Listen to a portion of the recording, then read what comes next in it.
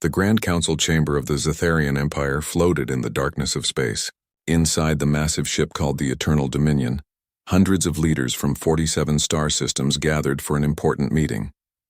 The chamber was filled with beings of different shapes and colors, all part of the mighty Zetharian Empire.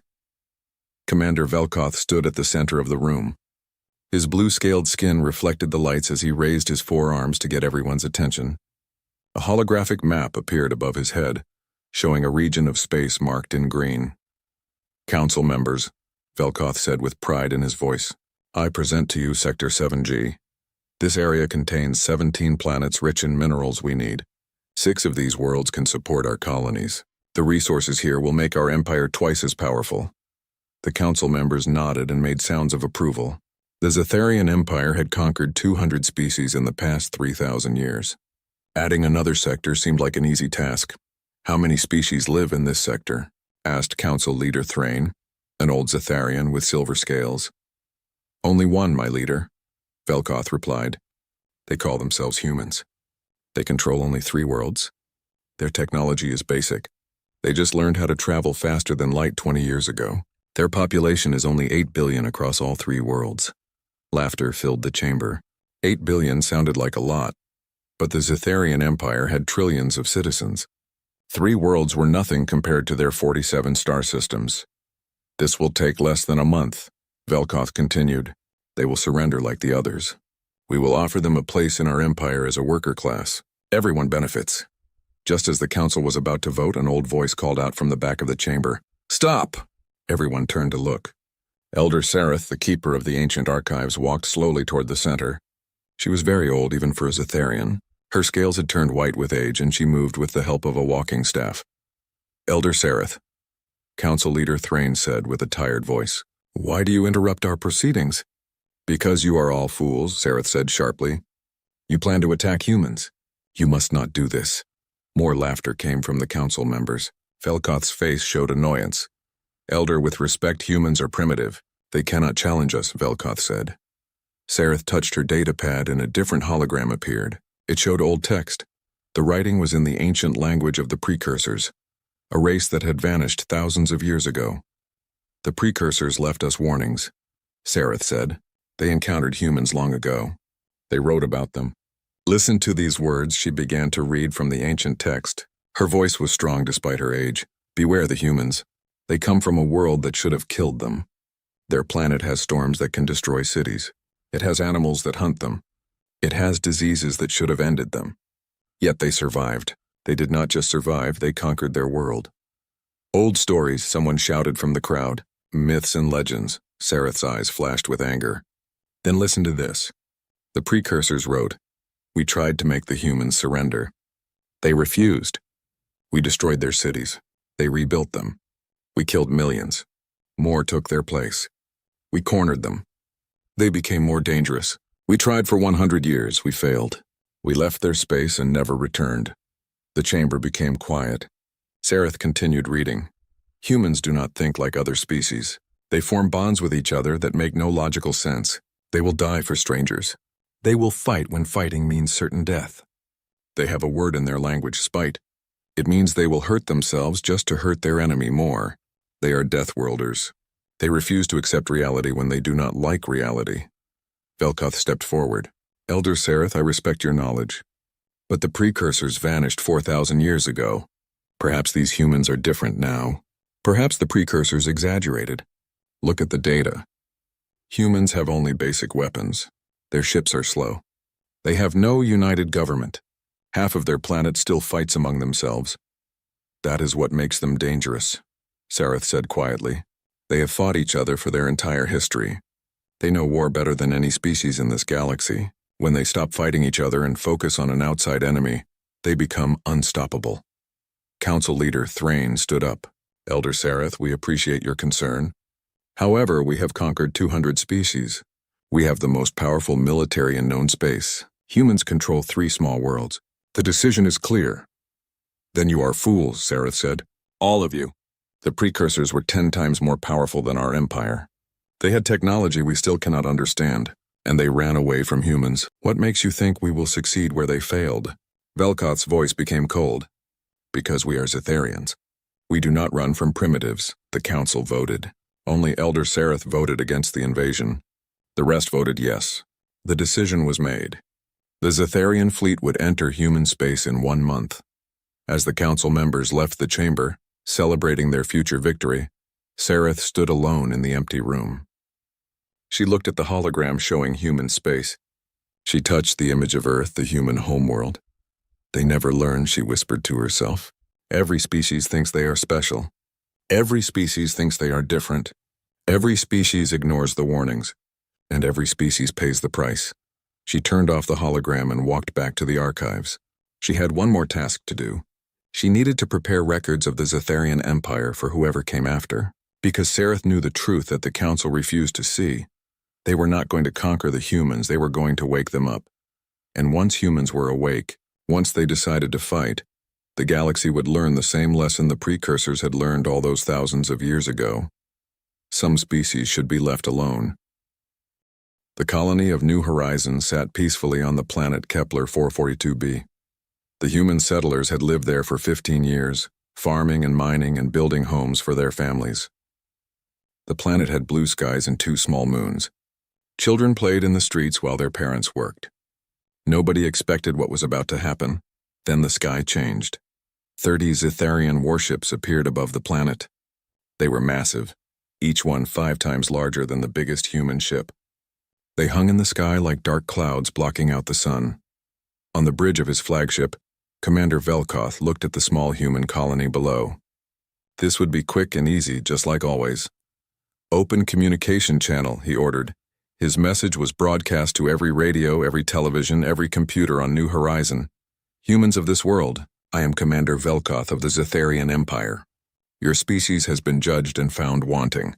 You will surrender all your worlds and resources to the Empire. You will accept your place as workers under our rule. You have 24 hours to agree. If you refuse, we will pacify your resistance. This is your only warning. Velkoth closed the channel. He had given this same message to 197 species before. 194 had surrendered immediately. 3 had tried to fight and were destroyed within days. He expected humans would be like the others.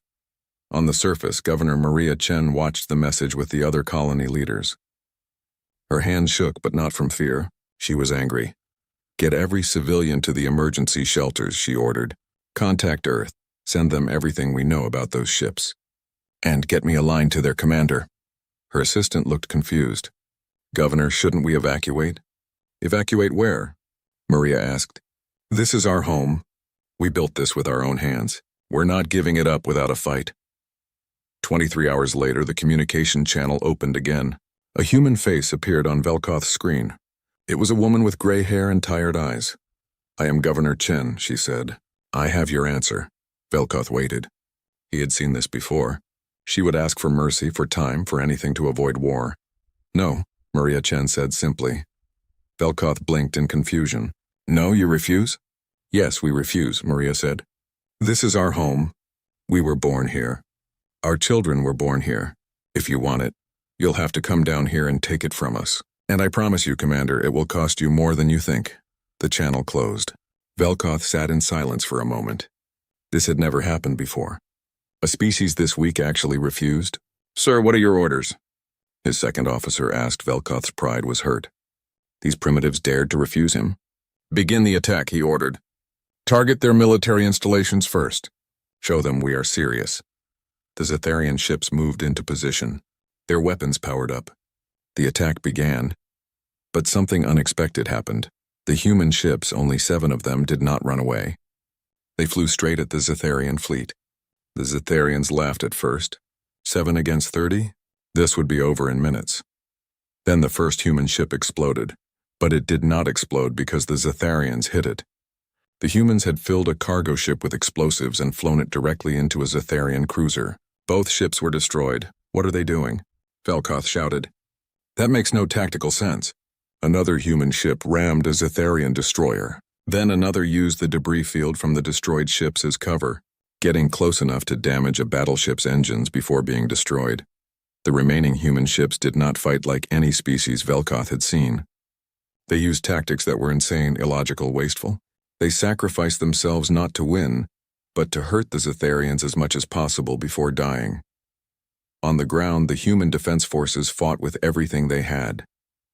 When their weapons ran out, they used mining equipment. When that failed, they used farm tools.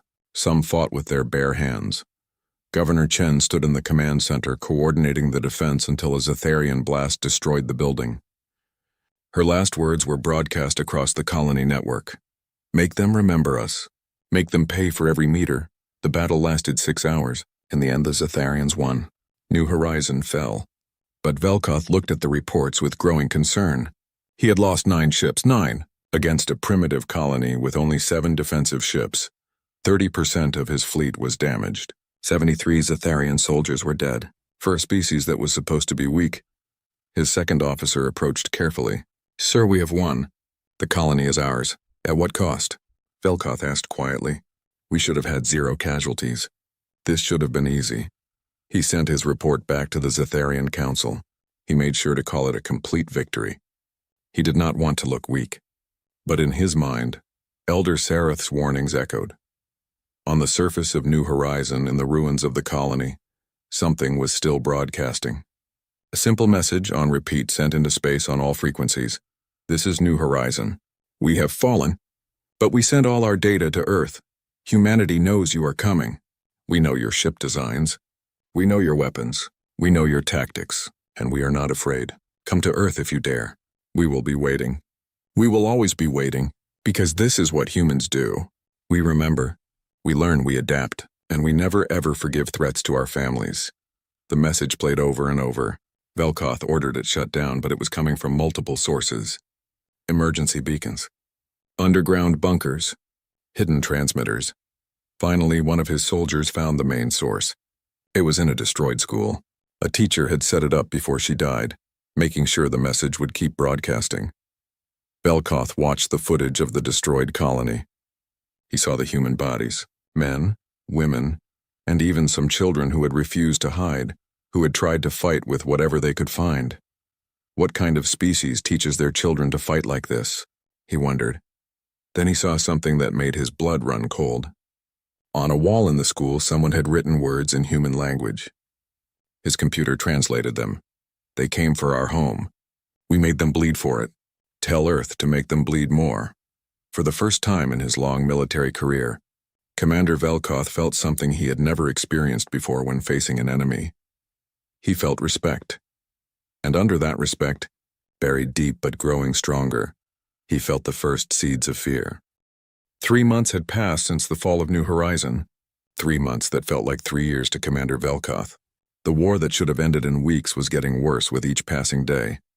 Velkoth sat in his command chair, looking at battle reports. His fleet had won 12 battles against human forces, but each victory cost more than the last. The humans were learning. At the Battle of Proxima Station, something happened that Velkoth still could not understand. The humans had a colony ship full of civilians running from the fight. The Zetharians moved to intercept it. It was an easy target. Then the ship turned around. It flew straight at the Zetharian fleet. Velkoth ordered it destroyed, thinking it was another ramming attack. But the ship did not ram anything. It stopped just outside weapons range. For 3 hours, the colony ship circled the Zetharian fleet, taking readings, scanning, recording everything. The Zetharians fired on it, but the ship had somehow reinforced its shields. It would not die quickly. Finally, after 3 hours, the ship's shields failed. The Zetharians destroyed it. All 5,000 civilians aboard died. Velkoth thought he had won. Then 2 weeks later, every human ship started using new weapons. Weapons that went straight through Zetharian shields like they were not even there. How? Velkoth demanded from his science officer. How did they do this? The science officer showed him the data. That colony ship scanned our shield frequencies. They recorded everything. Then they sent the information to all human forces before we destroyed them. 5,000 civilians died just to study our shields? Velkoth could not believe it. Yes, Commander. And now every human ship can exploit the weakness. Velkoth felt sick. What kind of species sacrifices 5,000 people just for information? What kind of parents put their children on a ship knowing they will all die? But that was not the worst part. The worst part was what the humans did with the information. They did not keep it secret. They did not use it just for their military. They broadcast it to everyone. Every human colony, every human ship, every human nation on Earth, even the ones who were enemies of each other. They are sharing military secrets with their rivals, Velkoth's intelligence officer explained. The Americans gave the data to the Chinese. The Europeans gave it to the Africans. They are acting as one species. That makes no sense, Velkoth said. Our intelligence says humans fight each other constantly. There are over 200 nations on Earth. They should be divided. They were divided, sir, until we arrived. Now they call themselves the United Human Defense Force. All their nations are working together. Velkoth realized something terrible. Humans did not unite because they loved each other. They united because they hated invaders more than they hated each other. The reports kept coming. Each one was worse than the last. At the defense of Armstrong Colony on Luna, 300 human soldiers held off 3,000 Zetharians for 5 days. They knew rescue was not coming. They knew they would die, but they fought anyway, because each day gave human engineers time to build new weapons. When the Zetharians finally broke through, they found a message carved into the wall. 300 held here. Tell Earth it was worth it. At the Battle of Mars orbit, a human ship called the Defiance lost all its weapons. The captain, instead of surrendering, used his ship to push a damaged Zetharian cruiser into Mars's atmosphere. Both ships burned up. The human captain's last message was, "If I'm going down, I'm taking you with me." Velkoth ordered his staff to capture human prisoners. He needed to understand them. They captured a human research station and found the scientists still working, even as Zetharian soldiers surrounded them. "What are you doing?" Velkoth asked the head scientist, an old human man named Dr. James Park. "Our job," Dr. Park said calmly, "recording data until the last possible second. You are captured. You have lost." Dr. Park smiled. It was not a happy smile. "Have we? Look around you, Commander. You're in our laboratory. Everything you see we built. Every computer here has been recording your technology since you arrived. You think you captured this station? No, we gave it to you, because now we have scans of your soldiers, your weapons, your armor. That data has already been sent to Earth. You didn't capture a research station. You walked into a trap designed to study you." Velkoth felt cold. He ordered his soldiers to destroy all the equipment. But Dr. Park just laughed. "Too late. The data is already gone. Thank you for the cooperation." Velkoth had him taken away, but the doctor's words haunted him. Later that night, Velkoth could not sleep. He started reading human history files that his intelligence team had collected. What he found terrified him. Humans had been fighting each other for 10,000 years. They had records of every war, every battle, every strategy. They studied death like the Zetharians studied art. They had names for different types of warfare. They had schools dedicated to teaching people how to fight. Velkoth read about human wars. The World War I, the World War II. Conflicts where millions died, where humans created weapons that could destroy their entire planet, where they fought in conditions that would kill most species. He watched videos of human soldiers fighting in deserts, in frozen mountains, in jungles, underwater, in caves. There was nowhere humans would not fight. Then he found something that made him understand why the precursors ran away. He found footage from a human war called Vietnam. He watched as a small nation of humans defeated a much larger nation simply by refusing to quit. He read their strategy. We will fight for 1 day more than the enemy is willing to fight. Humans did not need to win. They just needed to last longer than you wanted to fight. Velkoth read more. He learned about something humans called guerrilla warfare, about how they won wars not by being stronger but by being more stubborn, about how they turned every citizen into a potential soldier, about how they saw surrender as worse than death. He found a human quote from an ancient war leader named Winston Churchill. "We shall fight on the beaches. We shall fight on the landing grounds. We shall fight in the fields and in the streets. We shall fight in the hills. We shall never surrender, never surrender." Those 2 words appeared everywhere in human culture. In their movies, their books, their songs, their children's stories. Velkoth finally understood what Elder Sareth had tried to tell them. Humans were not dangerous because they were strong. They were dangerous because they could not be broken. The next day, something happened that changed everything. A Zetharian officer's ship was destroyed in battle. He survived in an escape pod. He expected to be captured and tortured. Instead, human ships rescued him. They brought him to their medical bay. They healed his wounds. They gave him food. And then they released him. The officer, Subcommander Wrath, returned to the fleet in shock. "They saved me," he kept saying. "Why did they save me?" Velkoth interrogated him personally. "What did they say to you?" "The human doctor said they hate war. They said they don't want to kill us. They just want us to leave them alone." Wrath paused. "Then the captain gave me a message for you, Commander." "What message?" "He said, tell your commander we don't want to be enemies. We want to be friends. But we will never be slaves. Not to you, not to anyone. If you leave now, this war ends. If you stay, we will fight until every last one of us is dead. The choice is yours." Velkoth dismissed Wrath and sat alone in his quarters. He thought about requesting reinforcements. But something in that message bothered him. Humans were offering peace. They were offering friendship. But they were also promising total war if he continued.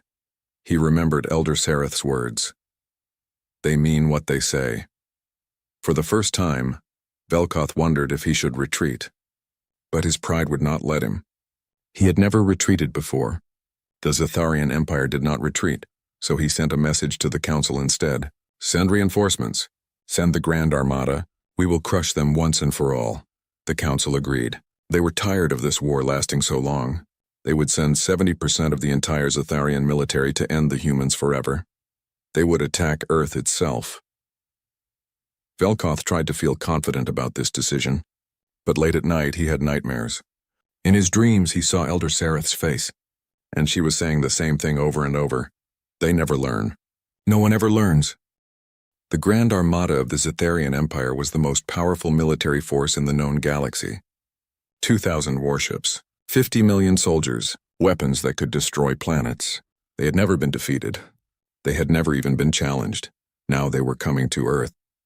Commander Velkoth stood on the bridge of his flagship leading the Armada. Around him floated more military power than most species would see in 1,000 years. He should have felt confident. Instead, he felt sick. The dreams had gotten worse. Every night he saw Elder Sereth's face. Every night he heard the warnings he had ignored. Every night he woke up in cold sweat. "Sir, we are approaching the Sol system," his navigation officer reported. Velkoth looked at the screen showing Earth's home system. The blue-green planet was there, third from the sun. 8 billion humans lived there. The birthplace of the species that refused to surrender.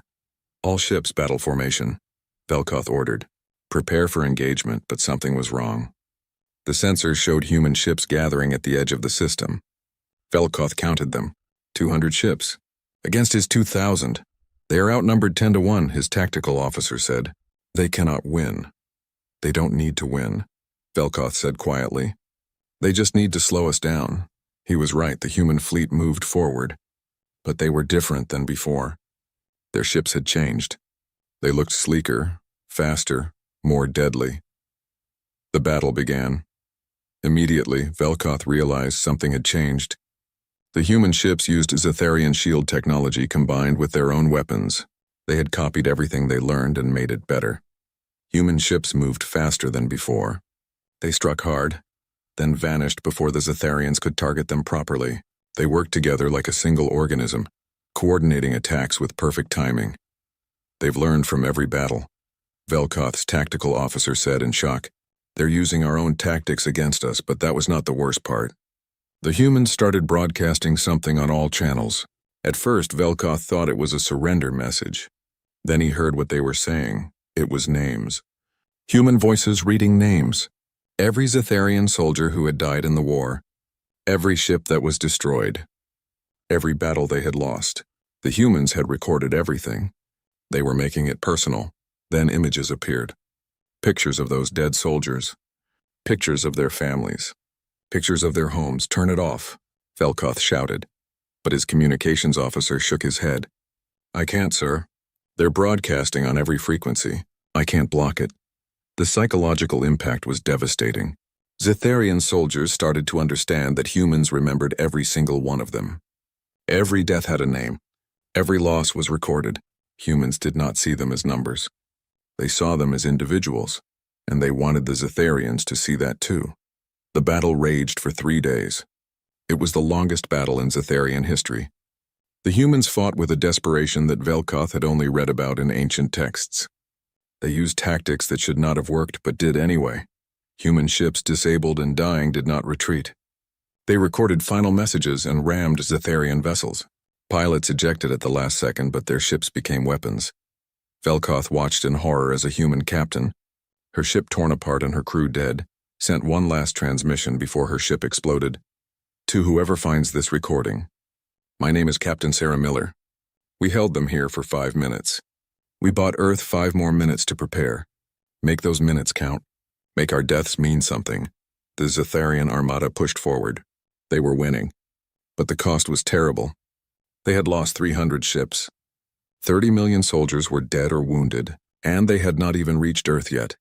Then the human fleet admiral sent a message on an open channel. All human forces, this is Admiral Chen. Initiate Thermopylae Gambit. Velkoth's blood ran cold. He knew that word. Thermopylae, it was from human history. An ancient battle where 300 soldiers held off an army of thousands. They all died. But they bought time. 300 human ships broke away from the main fleet. They formed a defensive sphere between Earth and the Zetharian armada. This is the Volunteer Brigade, their commander said. We are 300 ships. We are 30,000 souls. We are going to buy Earth 72 hours. We will not retreat. We will not surrender. If you want to reach Earth, you'll have to go through every single one of us. They're sacrificing themselves, Velkoth's second officer said in disbelief. How many volunteered for this? Velkoth asked quietly. The intelligence officer checked. Sir, the reports say thousands of ships wanted to volunteer. They had to turn most of them away. Humans were fighting for the honor of being chosen to die. The 300 fought like demons. They used every tactic, every trick, every desperate strategy humans had developed over 3 months of war. They hurt the Zetharian armada badly. But slowly, one by one, the 300 ships fell. By the end of the 3rd day, they were all destroyed. 30,000 humans died. But they had bought Earth 3 days, and humans had used those 3 days well. As the Zetharian armada pushed past the wreckage of the 300, ready to attack Earth itself, something activated. Warning alarms screamed on every Zetharian ship at once. Sir, detecting massive power signatures throughout the system, the sensor officer shouted. It's a trap. Throughout the Sol system, hidden weapons activated. Hundreds of railguns, quantum-linked and coordinated by a network humans had built in secret. They turned the entire system into a kill zone. The railguns fired, not bullets. Not missiles. Solid metal slugs accelerated to impossible speeds. They struck like the hammer of an angry god. Zetharian ships had shields designed to stop energy weapons and missiles, but these were solid projectiles moving at a significant fraction of light speed. The shields could not stop them. Ships exploded. Hundreds at a time, the Grand Armada, the pride of the Zetharian Empire, was being torn apart. Retreat, Velkoth ordered. All ships retreat. But it was too late for many. The railgun network was perfectly positioned. Escape routes were covered. The humans had turned their home system into a fortress. By the time the surviving ships fled the Sol system, 60% of the Grand Armada was destroyed. The greatest military force in the galaxy had been shattered by a species that was supposed to be primitive. Velkoth's flagship was heavily damaged. Life support was failing. His crew was dying around him. Finally, a human ship approached. It did not fire. Instead, it sent a message. Zetharian flagship, this is Admiral Chen of the United Human Defense Force. Surrender now and we will take you into custody. Refuse and we will destroy you. You have 60 seconds. Velkoth looked at his crew. He looked at his damaged ship. He thought about Elder Sereth's warnings. He thought about all the Zetharians who had died because he refused to listen. We surrender, he said quietly. The humans took him and his crew prisoner. They were treated well, given medical care, fed properly. Velkoth did not understand. His people had just tried to destroy Earth. Why were the humans being kind? He got his answer when Admiral Chen came to see him in the detention center.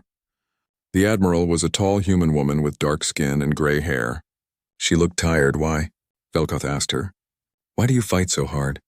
You could have surrendered. You could have lived as servants in our empire. You would have avoided all this death. Admiral Chen sat down across from him. You really don't understand, do you? No, Velkoth admitted. I have studied your species for months. I still don't understand. Then let me explain something about humans, Commander. We come from a planet that tried to kill us every day. Predators, diseases, natural disasters, other humans. We survived by refusing to give up. By adapting. By fighting when we had no right to win. She leaned forward. You asked why we don't surrender. It's simple. Because we can't. It's not in our nature. You can't understand the one thing that makes us human. We would rather die free than live in chains. Every human in the Sol system knew we might lose. We knew we might all die. But we chose to fight anyway. Because freedom is more important than survival. Velkoth was quiet for a long time. Then he asked, "What will you do with us now?" "That depends on what your council does next," Admiral Chen said. "We'll find out soon enough." The Zetharian council chamber was in chaos. News of the Grand Armada's defeat had reached the homeworld. For the first time in 3,000 years, the Zetharian Empire faced a military disaster. Council leader Thrain stood before the assembled leaders, his silver scales now looking gray with stress. 60% of our Grand Armada is destroyed. The humans control our soldiers as prisoners. Half of our conquered species are rebelling. They heard that humans defeated us, and now they think they can too. Angry voices filled the chamber. Everyone wanted to blame someone.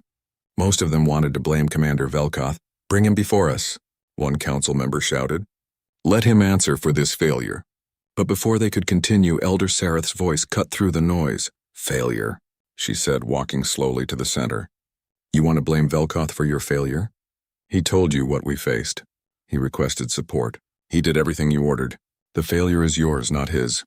You dare speak to us this way?" Thrain demanded. "Someone must," Sareth replied, "because you are all about to make the same mistake again. You think sending more ships will change anything? You still don't understand what we are fighting. They are just one species," a council member shouted. "They are humans," Sareth said quietly. "And I warned you. Let me show you what you refuse to see." She activated a hologram. It showed text from the precursor archives, text she had not revealed before. "This is from the final records of the precursors, written before they fled the galaxy." Sareth began to read. "We have failed. The humans have defeated us. We attacked them when they were young, barely able to leave their world. We thought they would be easy to conquer. We were wrong." The chamber became silent. Sareth continued. "We destroyed their cities. They rebuilt them stronger. We killed millions. They remembered every name. We thought we could break their spirit. We did not understand. Humans do not have a breaking point. The more you hurt them, the more determined they become." The precursors wrote, "We realize now that we were not fighting an inferior species. We were fighting a species that evolution designed to survive the impossible." She showed more text. "The precursors fought humans for 100 years. Then they stopped. Not because they were defeated in one battle, but because they realized they would never win. The humans would fight forever. And the precursors asked themselves, is conquering one stubborn species worth destroying ourselves? They decided it was not, so they left. They fled the galaxy rather than continue fighting humans." "That's ancient history," Thrain said, but his voice was weak. "Is it?" Sareth asked. "Let me show you something recent." She displayed a message from the human government. It had arrived that morning. Sareth read it aloud. "To the Zetharian Council. We did not want this war. You forced it upon us. We have defeated your Grand Armada. We hold thousands of your soldiers. We could kill them all. We could attack your homeworld. We could do to you what you tried to do to us. But we will not, because we are not conquerors. We are defenders. We offer you peace. These are our terms: complete withdrawal from all human space, reparations to rebuild our destroyed colonies, release of all human prisoners, a cultural exchange where your people learn our history, so you understand what you faced. Accept these terms and the war ends. Refuse and we will bring the war to your worlds. The choice is yours." The council chamber erupted in argument. Some wanted to keep fighting, others wanted to surrender. The debate raged for hours. Finally, Thrain called for quiet. "Bring Commander Velkoth from Earth. I want to hear his thoughts."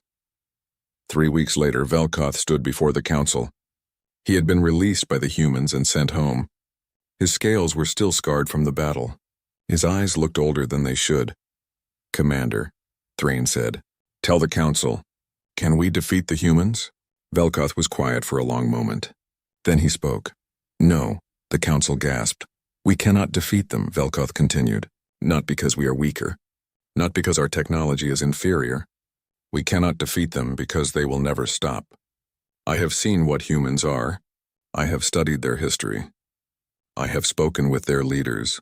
I understand now what Elder Sareth tried to tell us. He looked directly at Thrain. Humans are not strong because of their weapons. They are strong because of their will. They would rather burn their own worlds than let someone else control them. They will fight with their last breath. They will sacrifice everything. And they will never ever surrender. There must be a way, a council member said desperately. Velkoth shook his head. There are only two ways to defeat humans. The first is to completely destroy them. Kill every last one. That would require destroying Earth and all their colonies, killing billions. Even if we could do that, the cost would destroy our empire. The other species we've conquered would rebel completely. We would become the galaxy's monsters. And the second way? Thrain asked. Don't fight them in the first place, Velkoth said simply. The humans offered peace, take it. End this war before we lose everything. The council voted. It was not unanimous, but the majority agreed. The Zetharian Empire would accept human peace terms. The treaty was signed 6 months later. Humans and Zetharians met on a neutral space station. Elder Sareth attended, making sure every detail was recorded for future generations. At the ceremony, Velkoth met Admiral Chen again. Why did you show us mercy? He asked her. We tried to destroy you. Because we don't fight because we love war, Admiral Chen replied. We fight because we love peace. We love our homes, our families, our freedom. When those things are threatened, we become what you saw. But when the threat ends, we want friends, not enemies. We could have won if we had listened, Velkoth said quietly. Won what? Chen asked. Even if you had destroyed us, what would you have won? Dead planets, ashes? You wouldn't have conquered us. You would have just killed us. And the rest of the galaxy would have seen what you did. They would have feared you and hated you. You couldn't have lived with the galaxy after that. Velkoth understood. He spent the next 3 years helping to implement the treaty. He became an ambassador to humanity, working to make sure no one else made the same mistakes. 10 years after the war ended, Velkoth attended a memorial ceremony on Earth.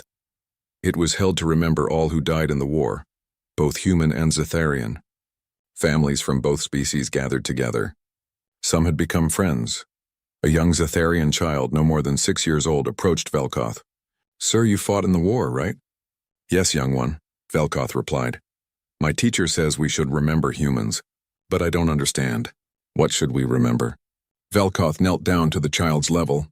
Remember that humans are not the strongest species in the galaxy. They are not the smartest. They are not the most advanced. But they are the most determined. What does that mean? It means they survive when they should not. They hope when hope makes no sense. They befriend species that try to destroy them. They fight when fighting seems impossible.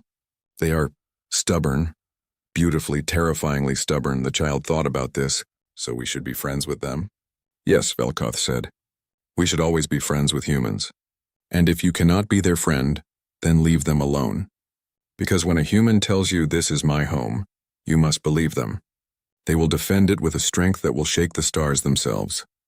That night, Elder Sareth updated the ancient archives. She added a new entry to the precursor warnings. 4,000 years ago, the precursors warned us about humans. We did not listen. We paid the price. Let this be a lesson to all species in the galaxy. Humans are not to be conquered. They can be befriended. They can be reasoned with. They can be partners. But they can never be slaves. They would rather die as a species than live on their knees. The precursors learned this lesson. The Zetharians learned this lesson. Learn from our mistakes. When you meet humans, remember, they are kind when you are kind. They are generous when you are generous. But threaten their homes, their families, their freedom, and you will learn why the precursors fled. You will learn why the Zetharians surrendered. You will learn that some species survive not because the universe is kind, but because they refuse to let the universe kill them. Sareth looked at the words she had written. She thought about all the lives lost because the council refused to listen. She hoped that future species would be wiser, but deep down she knew the truth. Someone would always ignore the warnings. Someone would always test the humans. Someone would always think they were different, special, strong enough to win, and when that day came, the galaxy would learn the lesson again. Humans were not the strongest species, they were just the most dangerous when cornered, and the most forgiving when you finally understood that.